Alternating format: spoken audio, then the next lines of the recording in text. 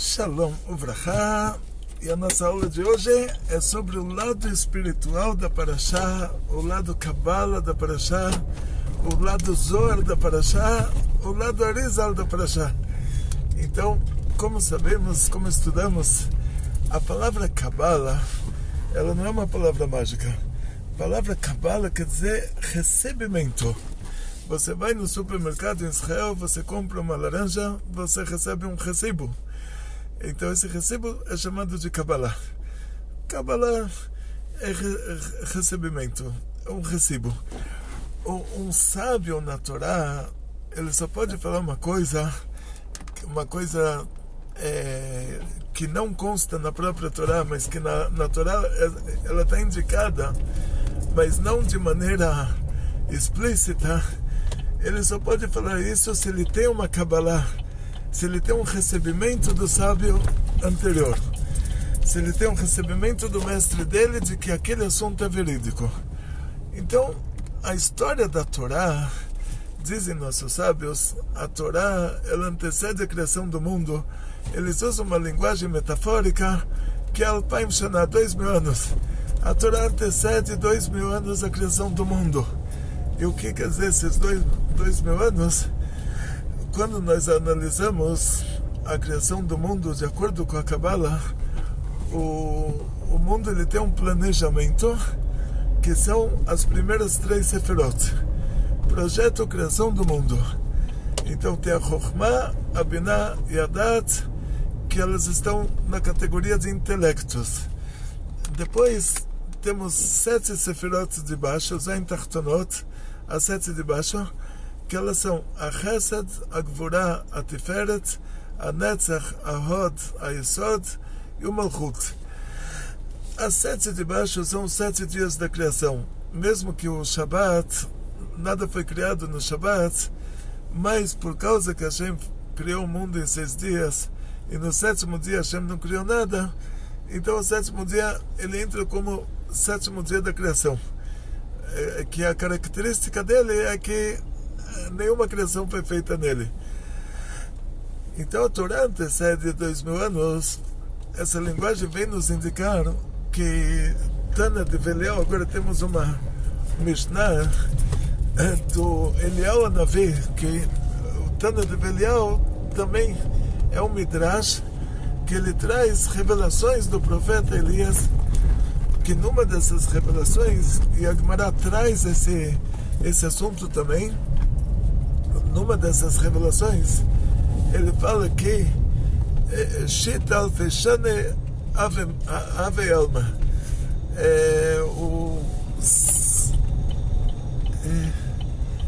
o mundo ele tem um prazo de validade. O mundo ele tem um prazo de validade de 6.000 anos. E o 7º milênio já é o sobrenatural. Já é a revelação do Keter de Silut. Esse mundo aqui já vai ser no 7º milênio, ele vai ser mais alto paraíso do que o alto paraíso. Essa revelação que Eliyahu Hanavi nos faz, ela nos leva a um assunto que, quando Hashem criou o mundo, ele criou o mundo em 6 dias, e no 7º ele não criou nada. O primeiro dia é a revelação da Chesed. O primeiro dia é a Sefirah chamada de Chesed. Esse primeiro dia equivale, ele está sincronizado com o primeiro milênio dos 6 milênios de prazo de validade do mundo, e o 7º milênio é o Shabbat do mundo. Ou seja, já é o prazer infinito. Como diz o Zohar, Arba Mea Almin Dersufen, os 400 mundos dos desejos, que são a revelação do Keter de Silut, que é um nível acima do nível onde nossa alma surge. Por isso que para nós é um prazer, é uma coisa que a gente não teve antes. E por que tem que ser 400? Porque aí a gente vai subindo, a gente, um prazer fixo, ele deixa de ser um prazer. Na hora que a pessoa se acostuma, ele deixa de ser um prazer. Então, esse prazer ele sempre tem, a gente vai subindo de nível para nível. E quando chega no último nível, aí a gente continua subindo de nível para nível, quer dizer, é infinito. E, voltando aqui para o ponto principal, sendo que o mundo foi criado em 6 dias, e sendo que cada um desses dias está sincronizado com 1 milênio do mundo, como pode ser que os cientistas analisaram pedras e falaram que o mundo tem milhões de anos, encontraram pegada pré-histórica e vai saber mais o quê? E aí você chega num ponto simples. Coloca esse cientista nos 6 dias da criação e manda ele verificar com o equipamento dele a idade de cada coisa. Hashem criou o homem e a mulher adultos. O que é adulto pela Torá é uma pessoa de 20 anos. Ele olhou Adão e Eva no 6º dia da criação, ele ia falar, não, eles não foram criados agora. Se eles tivessem sido criados agora, eles seriam 2 nenês recém-nascidos e Deus estaria dando para eles uma madeirinha. Mas eles já têm 20 anos, então o mundo já tem 20 anos, eles diriam assim. O mundo já tem 20 anos, porque olha, ele encontrou um homem de 20 anos e uma mulher de 20 anos, então o mundo tem pelo menos 20 anos.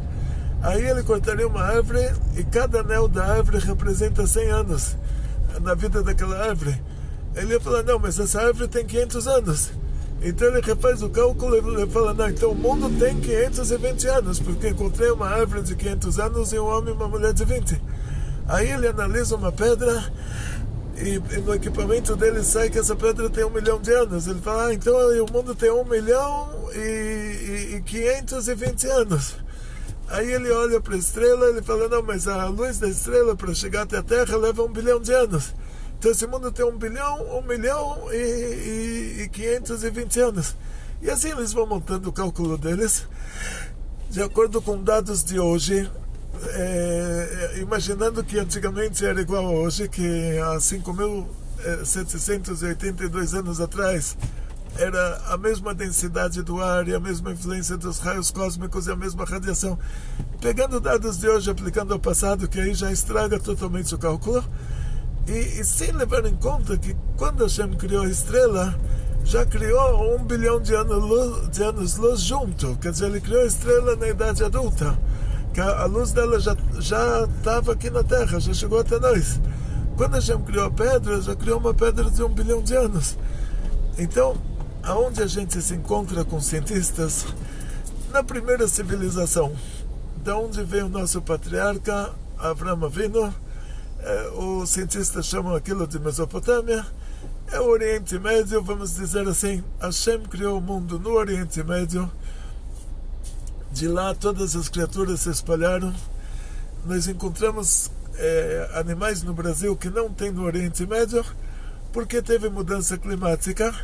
Hoje em dia todo mundo entende o que é uma mudança climática, e aquele animal que foi criado lá e se espalhou até aqui, lá ele desapareceu e aquele não desapareceu.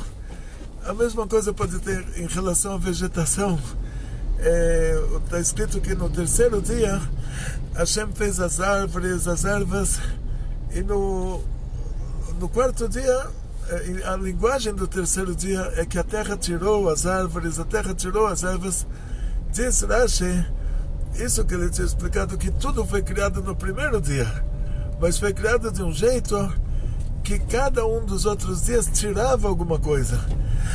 E depois no 6º dia Hashem cria o ser humano à parte, em outro sistema. Mas o sistema da criação do 1º dia é que no 1º dia Hashem criou tudo, inclusive as árvores. Mas no 3º dia a terra tirou as árvores que estavam em potencial, foram criadas no 1º dia.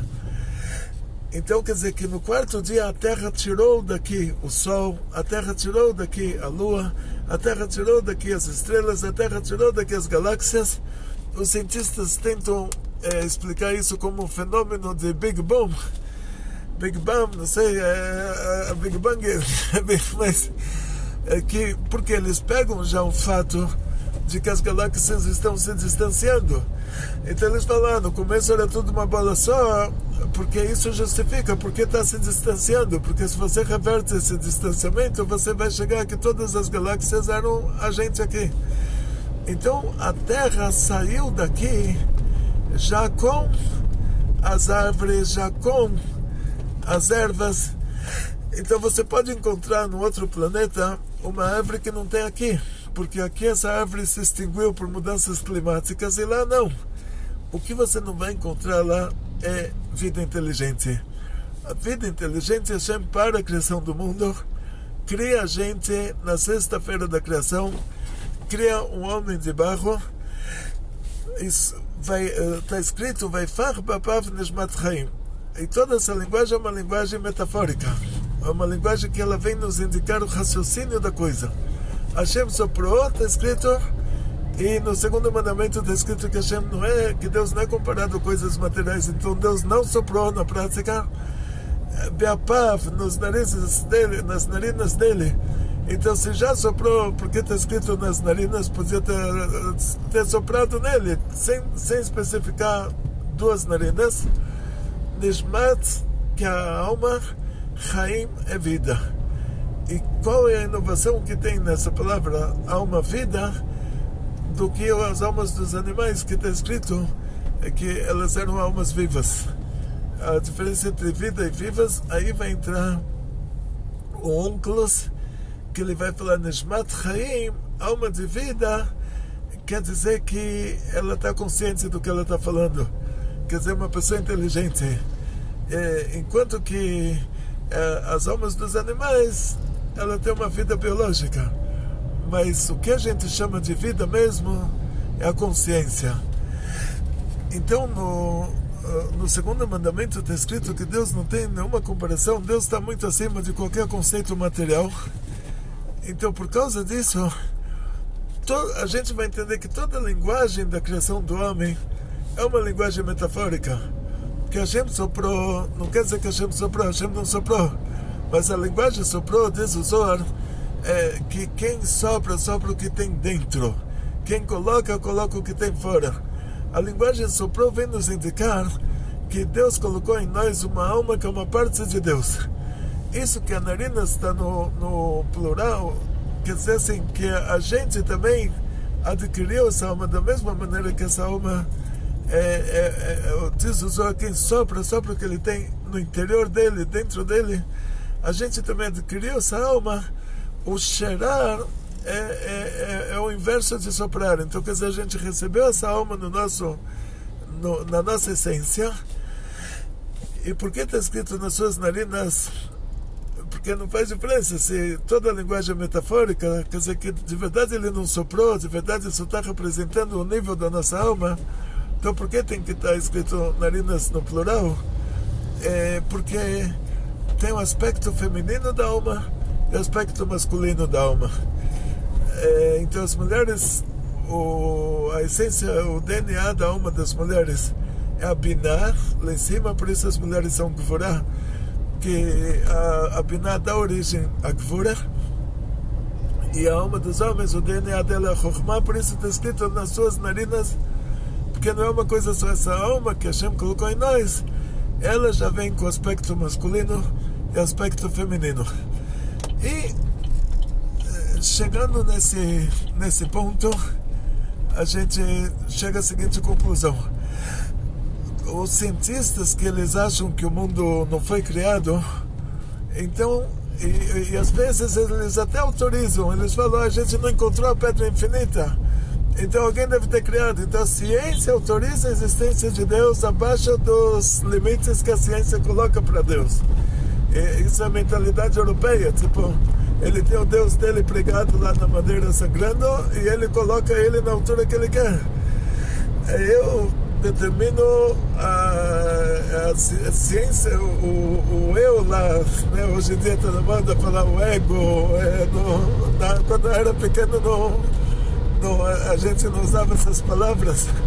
Agora tem os cursos de Kabbalah que eles usam muito essa palavra ego. A gente não está acostumado, mas o que dá para entender é que a mentalidade europeia, o europeu, ele se sente mais importante do que Deus desde o começo, desde a mitologia grega até o cristianismo. Sempre eles colocam o homem acima de Deus, quer dizer, o homem faz a estátua do Deus, ele faz a estátua do tamanho que ele acha que deve, e ele coloca a estátua no limite onde ele acha que deve. Então o que acontece no nosso caso é isso, que a ciência às vezes concorda que tem Deus, mas na hora que a ciência concorda que tem Deus, eles falam, mas espera aí, a gente não está concordando que é esse Deus que vocês... A gente está concordando que tem Deus, mas dentro desses limites que a gente coloca para Deus. Deus aqui não pode fazer o que Ele quer. Então, na prática, voltando aqui para o nosso assunto, a gente se encontra com cientistas na Mesopotâmia. O que foi antes disso, a gente fala Hashem criou, Deus criou. Eles falam, não, tudo apareceu sozinho. Mas aí eles chegam bilhões de anos depois disso. Eu falo, mas a primeira coisa não podia ter aparecido sozinha, então a primeira coisa Deus criou, mas coloca ele nos limites, ele só pode ter criado isso, não deixa ele criar mais coisas. Então, de qualquer maneira, quando a gente entra nesse prazo de validade do mundo, mesmo que o histórico do mundo, para nós, é um histórico de 6 dias de criação, para os cientistas, eles falam, não pode ser que Deus é tão poderoso assim, é tão capacitado, não pode ser que Deus é tão grande, ele não seria capaz de criar tudo isso, teria que esperar tudo acontecer por si só. Então eles colocam lá milhões de anos nas contas deles, mas o que importa para a gente é do Oriente Médio, da Mesopotâmia para cá, é da primeira civilização que existiu no mundo até nós, ou seja, Deus criou o mundo, 10 gerações de Adão e Eva até a Arca de Noé, 10 gerações da Arca de Noé até o nosso patriarca Abraão, e Abraão viveu 3.800 anos atrás. Então, o primeiro milênio do mundo é Chesed. Todo mundo fez coisa errada e não aconteceu nada. O segundo milênio é Gvura. Fizeram coisa errada, teve dilúvio. E aí o terceiro milênio é a Tiferet. Aí nós recebemos já a Torá por meio da Kabbalah de Avraham Avinu, que Avraham Avinu ele escreveu, diz o Zohar, o Sefer Yetzirah. Avraham Avinu ensinava Kabbalah, e o que é essa Kabbalah? É um recebimento, e aí a gente vai, de quem, faz a pergunta de quem que ele recebeu. E aí a resposta para isso é simples.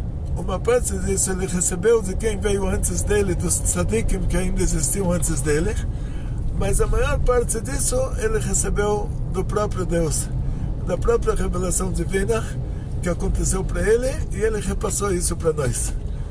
Aí a gente chega no assunto de Kabbalah. Agora vamos para o foco aqui, para o principal. Então, a explicação cabalística para nossa Parashá Hayesará, que é claro que o Zohar concorda que Abraão e Sará, eles eram duas pessoas maravilhosas que existiram de verdade, mas fora o fato de eles terem existido de verdade, a Torá está nos indicando por meio dessa história de Abraão e Sará que a Torá não era obrigada a contar todos os detalhes. Então por que a Torá conta pra gente tanta coisa?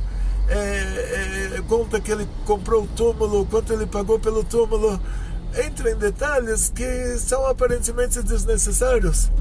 Aí o Zohar fala, agora aqui a Torá está entrando em outra categoria da Torá, que é junto com isso que aquela história aconteceu de verdade. Junto com isso a Torá está contando para nós um assunto metafórico, um assunto... A Torá está contando para a gente o trajeto da alma de entrada e saída desse corpo. E aqui nessa etapa, Abraão, ele é a alma. Aqui na explicação profunda da Torá, na explicação do Zohar, nosso patriarca Abraão, quando a Torá fala Abraão, fora o fato de ter existido Abraão de verdade, mas Abraão também está representando a alma que desce para o mundo. A nossa alma, que é você, é cada um de nós. Nossa alma recebe um corpo. e ela vive com esse corpo a vida inteira. Aí chega uma hora que o corpo morreu. E aí Avraham, ele vem fazer o discurso fúnebre, ele vem chorar Sará. E aí entra o Kaf pequenininho, mas ele não chora muito. Então você fala, pera, mas como a alma vem chorar pelo corpo? Sim. Diz o Zohar que na hora que a pessoa falece, o que causou para a pessoa falecer foi o fato de a alma ter saído do corpo. O que causou para a alma sair do corpo foi o fato do corpo já não ter mais sido um receptáculo para a alma, o corpo ter perdido a capacidade dele de ser um receptáculo para a alma. Então parou o coração. Aí o corpo, então, ele já não é mais um recipiente para a alma, com o coração parado. Então a alma já sai do corpo. Na hora que a alma sai do corpo, aí ela vê que está todo mundo chorando. Aí ela sente também o sofrimento, ela se identifica com o sofrimento da família que está chorando por ele ter falecido. Então a alma chora pelo corpo que está lá morto.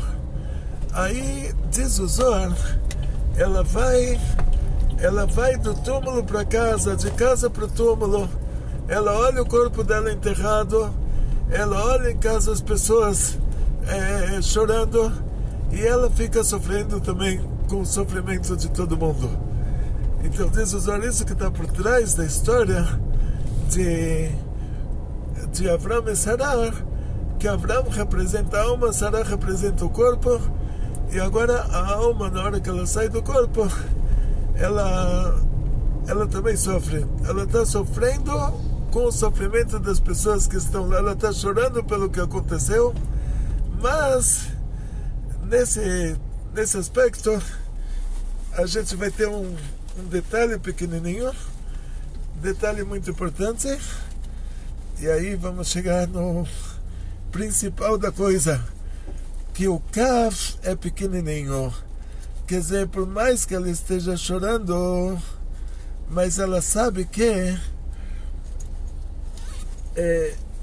tudo que ela está chorando, ela tá chorando só por causa do sofrimento das pessoas que estão chorando por causa dela. Mas para ela, o fato dela ter saído do corpo, para ela é bom, porque agora ela vai para um mundo melhor. Então se ela está indo para um mundo melhor, aí por que ela tem que voltar depois para o mundo pior e ressuscitar? Porque aí o mundo pior, depois do prazo de validade dele ser pior de 6.000 anos, que é um prazo de validade de 6.000 anos, aí ele se torna um mundo bem melhor do que o paraíso das almas. E aí na ressurreição dos mortos, esse mundo vai ser mais alto paraíso do que o alto paraíso. Por isso, quando me fizeram uma pergunta aqui das observações do vídeo sobre Nirvana e Parinirvana, e a pergunta era se isso é comparado no judaísmo a certos níveis espirituais. E na verdade as religiões orientais, eles pegaram muito da Kabbalah que tinha na época de Avraham Avinu. Eles pegaram conceitos básicos de Kabbalah, só que como o cristianismo pegou a nossa religião e transformaram ela numa idolatria, aquelas religiões do Oriente também, eles pegaram conceitos básicos de Kabbalah da antiguidade, que tinha Avraham Avinu ensinava Kabbalah, Yeshiva de Shem, Yeshiva de Ever. Shem ensinava a legislação e o Ever ensinava Kabbalah. Ever era o bisneto de Shem. Nosso patriarca Yaakov, ele estudou na Yeshiva de Ever, estudou Kabbalah, e fora que ele estudou com o avô, com o pai, ele estudou lá também. Então eles pegaram conceitos básicos de Kabbalah, mas aí eles deturparam para a religião deles. E sempre eles chegam numa reta final que é assim, a pessoa só pode ter o bem total quando ele se livra do corpo. Tipo, o corpo é um limite para a pessoa ter o prazer eterno. Enquanto que no judaísmo é o contrário. a gente vai conseguir usufruir do prazer eterno por meio do corpo, que no futuro vai se revelar o lado espiritual dele, por meio da alma animal, que no futuro vai se revelar o lado espiritual dela. Por isso que não daria para traduzir essas palavras nirvana e parinirvana para conceitos judaicos, porque sempre eles falam, eles têm que separar a alma do corpo. Enquanto a alma está no corpo, a alma não tem sossego. Então aqui a gente vai entrar novamente, mais uma explicação. Abraão, que representa a alma, ele está sofrendo com o corpo que morreu, mas esse sofrimento tem um caf pequenininho. Ele vem chorar pelo corpo que morreu, mas ele chora pouco. Por que ele chora pouco? Porque ele sabe que essa morte é muito temporária, e que não só que é temporária, mas que o futuro dele, mesmo que agora ele vai passar no hotel 5 estrelas lá em cima, até chegar à ressurreição dos mortos, mesmo assim ele sabe que, afinal das contas, essa separação entre corpo e alma, ela não é eterna, que a gente vai precisar do corpo para usufruir o mundo futuro. Então ele não chora muito, ele fala, daqui a pouco eu já estou voltando. Então esse que é o ponto principal.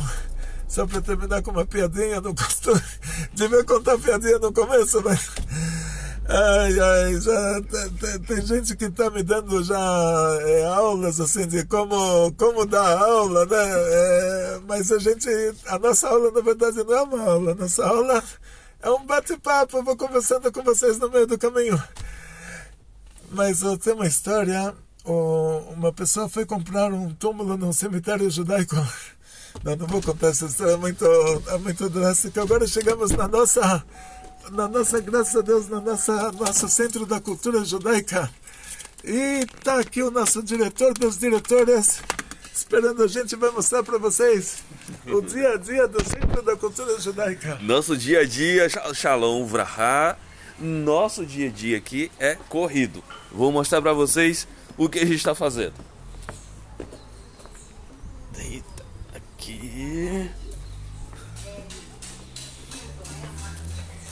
Aqui agora nós temos os equipamentos e a diretora ocupada ali só nos atendimentos, ó.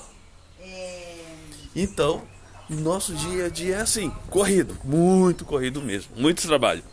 E agora o principal. Opa! Muito obrigado para todos, muito sucesso, muita saúde, muito dinheiro, muitas felicidades, atzlachá, briot, panasá, bechefa, recolta, muita alegria.